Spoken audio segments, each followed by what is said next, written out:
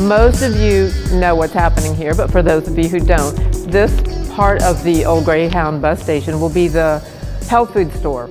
So right now we do have some produce that we sell on weekends or Fridays and Saturdays, and the rest of it will be, we're looking at having a takeout window here, a tea or a coffee bar here, seating in this area here so you can look out the window, especially during race weeks when all the traffic is backed up and you can look and wave and, you know, share a drink.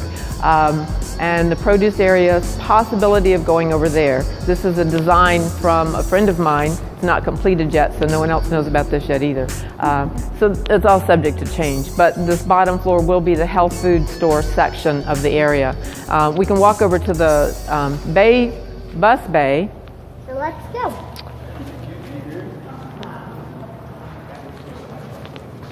Well, here's the bus bay. It's not completed yet. You're right, it's not completed yet. So this is the old bus bay. This will be where the cafe and the bakery are going to be. What we actually had to do for the building, we needed egress on both sides of the building or both ends. So the outside will have a column area that mimics the rounded part of the outside of the building and a stairway up to the deck up top. So that will take up some of this area over here. The rest will be seating, all of the kitchen equipment against this wall down this way, and then a walkway in between. So this whole section will be an open kitchen, and the bakery will be in the back, and then obviously seating and a bar up in this area. There's been a couple of ideas. Deli too. Yes. Actually, we're thinking that may go over there and be next to the takeout window kind of thing, or walk-up window. It's not really however you want to say that. And we've talked about this a million different times in different ways of having murals on the wall of either different parts of the city, historical parts of the city or Florida, or so there will be some artwork done. And one of the other ideas from this friend of mine is to run a small bus around, like you would run a train across the top of around the wall of the building, then make stops in each of those areas. So there's lots of stuff more to come. That's all the conceptual part that we're still not quite ready for. We've done a lot of demo in here, and when I look at it, I see a lot of what we've done, but there's still a boatload to be done. These walls will be plastered in the same way as the ones that you'll see upstairs. So it's a big project to be, but it has a lovely finish and it's very warm and earthy. So my kind of thing, right? Yeah. Good. All right, well, let's move on upstairs because there's not really a lot to see down here other than a big wide open space. All right, this will be the mechanical room when everything is said and done. This will be blocked off. Mechanical room here.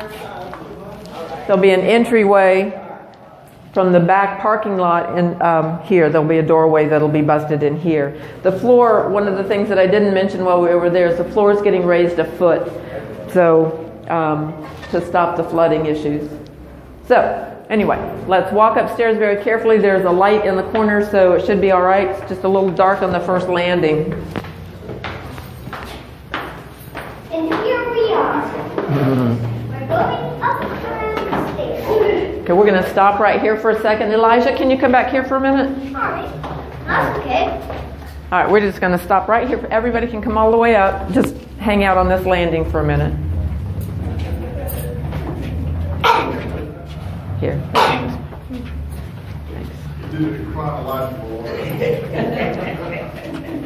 All right, one of the reasons we're stopping here is when we first started talking about getting this building, Laura and I got to come in before they had boarded it all up.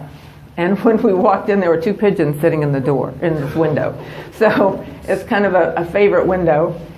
And it was covered in pigeon poop about this thick all over the floor. So we were able to walk up through all the pigeon poop and see the pigeons. And there were a bunch more upstairs too, but it was just kind of cute that they were sitting in the window. So the famous pigeon windows. Pigeon window.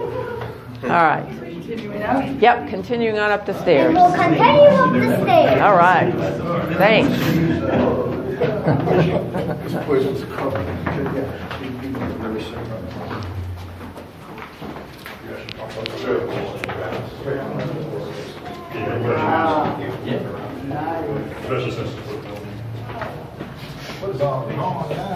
Here's where the Kung Fu area is going to be.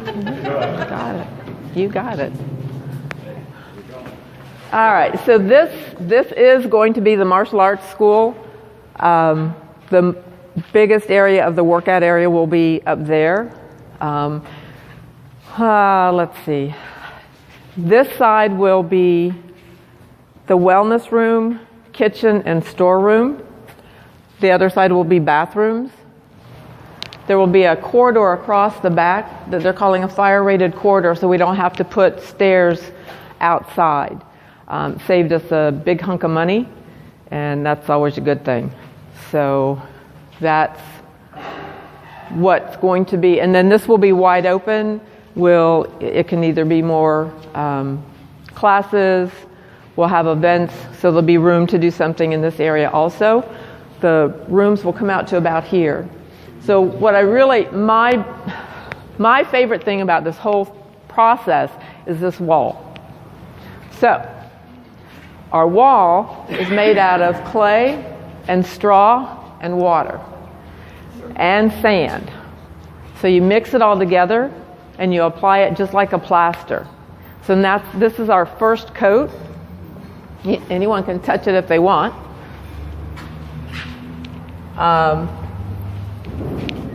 It allows the walls to breathe. It absorbs moisture. It gives off moisture if it's too dry too. So it absorbs toxins out of the air. Something I read about, a lot of the natural buildings use it, and I thought it was an awesome project. It took us several tries to get it right. The first application cracked, which is common, and so I went back, did some more research, and we figured it out. So right now how we do it is we mix it in the wheelbarrow. So it's very labor intensive. That is one of the things they talk about it, but it's extremely labor intensive. But I enjoy working in the mud, so that's okay for me. The other thing that I like that we did is the windowsills. This is a poured concrete, and we made our form and just poured the concrete and blended it so there'd be enough room to put things on it, like all my plants and all those things. Tell them all the different things that you've done with the windows. We're getting there. We're getting there. Thank you. Yeah, because I forget. Yeah. Okay. So when we came up the stairs, I said the pigeon window, and it wasn't boarded up yet, but there was nothing. This was empty. There were no windows up there. I mean, the space was there, but everything, the old transom windows were metal, and they had rusted out. And the only windows that we had that were here was the one that's open, and the one that's closed right next to it. Those two were intact. We had to rebuild the sash on one of them. But we redid all of the windows upstairs. We took out all the metal, all the transom rusted metal, and redid that, put the glass block in, and decided to leave this area fixed glass and then the other operating transom windows. So everything, the building had transom windows everywhere, so that's what we continued that theme.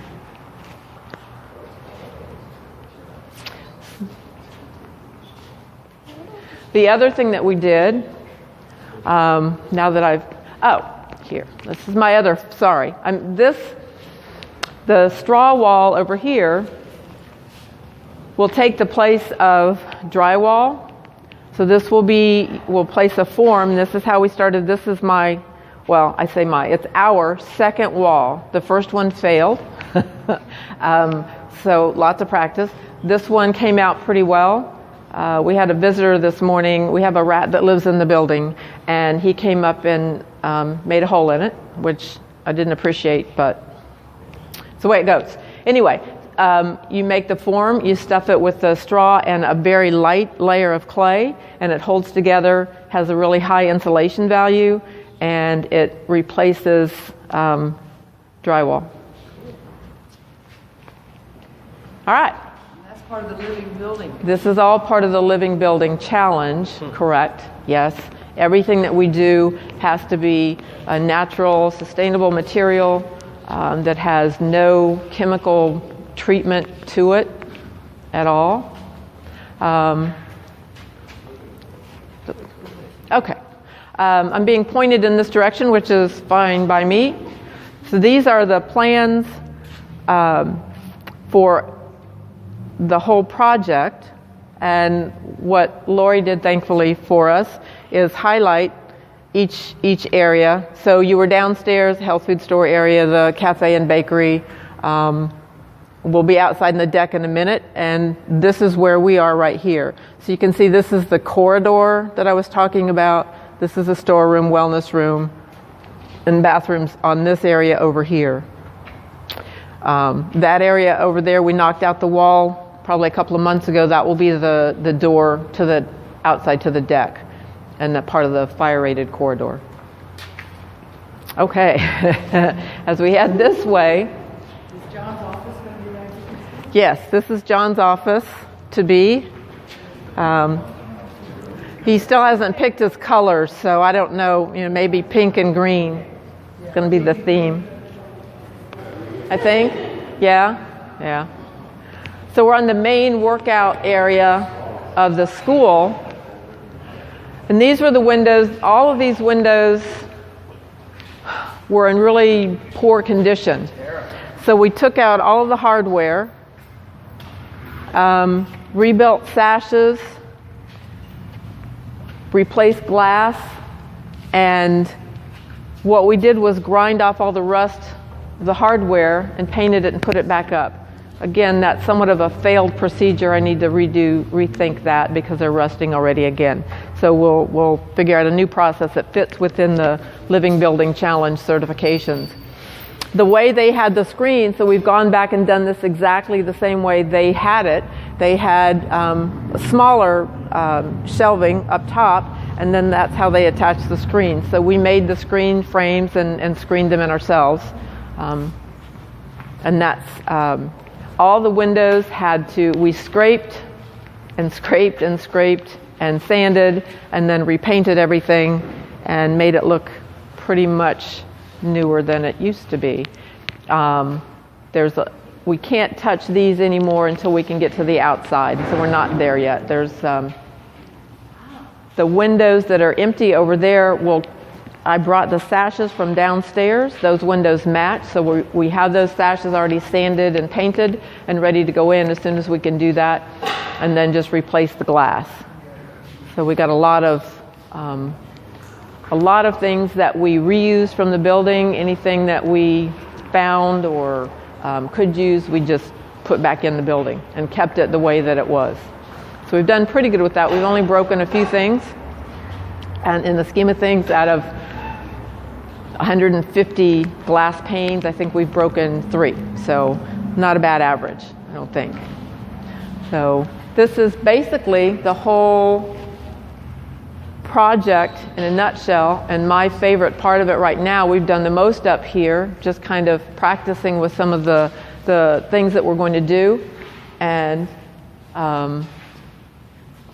it's coming along very slowly, but it's coming along, and that's always a good thing. So let's go out to the deck and check it out. It's beautiful and warm out on the deck. We've talked about a bunch of different things out here on the deck and how to do this, because this will be a workout area also. And I think the final result is that we're going to do this with grass. So we'll have an area that will have pavers, and then there's a certain type of wood. It's called black locust, and it has a rot-resistant 50-year guarantee. And they make pavers also, as well as planking. So initially we were going to do the wood planking out here, and it's extremely expensive, like beyond expensive. So we kind of talked about it, and I think it was Lee, who's somewhere else at the moment, said, why don't we put grass up here? And I think it's an excellent idea. We'll have the pavers in an area, we'll build a labyrinth, and we'll have plants decked all the way around. So part of the garden area will be here. The stairs come up to here through this area right here, and then we'll have seating for the cafe, just a couple of tables just for a few people up here. And then all of this will be the grassed workout area, and for whatever events that we have too. The next things that are coming from that will be a staircase up to the roof. The roof garden will be around the perimeter of the clear story, and we'll grow some of the herbs and whatever actually works. So it's a trial by error thing for what works in that garden area up there because of the windy conditions. So I have the person that's helping us with that, the rooftop garden, has been in the business for 30 years. So he's got some things that he knows work pretty well. From there, he said essentially you just try something, and if it works, great, and if it doesn't, you move on to something else because of the conditions. So to see who likes what up there. So I also am going to have bees up there. The solar will go on this area of the roof up here. Whatever area doesn't get covered with roof will be a rooftop garden at some time in the future, and that will all be grassed underneath that too, to keep the roof a little bit cooler and to take some of the drainage off of the roof. The last things, and some of the things that I forget, all these things are in my head that I know, but everything will drain. All the refrigeration, that condensation will be caught and captured. We'll have a cistern out back. Any of the rainwater, the runoff will be captured and will be treated, and we'll reuse the gray water also for irrigation and for toilets, flushing. And eventually, the goal in my mind is to have it to where we treat the water and we are able to reuse it as drinking water too. So that's a ways down the road. That's a more complicated permitting process than I think anyone's ready for. But that's my goal.